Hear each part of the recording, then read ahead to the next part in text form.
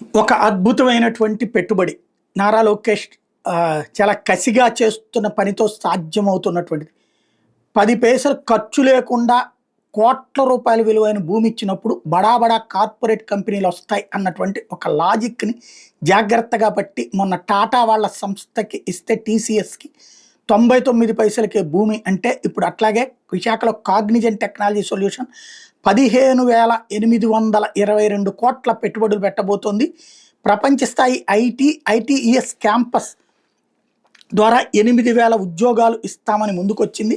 ఇందుకోసం ప్రభుత్వం విశాఖలోని కాపులుప్పాడులో ఆ కంపెనీకి 21.31 ఎకరాలు కేటాయించేందుకు అంగీకరించింది. ఈ భూమిని కేవలం 99 పైసల నామమాత్రపు ధరకే ఇవ్వబోతోంది.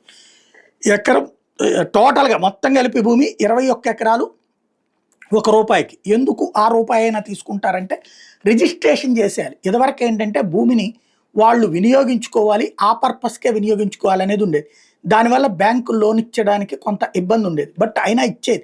ఆ భూమి వాల్యూలో కాకుండా ఆ సంస్థ యొక్క రెప్యుటేషన్ మీద. ఇప్పుడు అట్లా ఇవ్వట్లేదు బ్యాంకులు. అందుకని చెప్పేసి భూమి వాళ్ళ పేరు మీద రిజిస్ట్రేషన్ చేస్తే ఇప్పుడు 22,00,00,000 ఇది 22 అంటే 21 ఎకరాలంటే 21 ఇంటూ 100 కోట్లు వేసుకుంటే 100 కోట్ల రూపాయలు 21,000 కోట్ల రూపాయలు ఉందనుకోండి.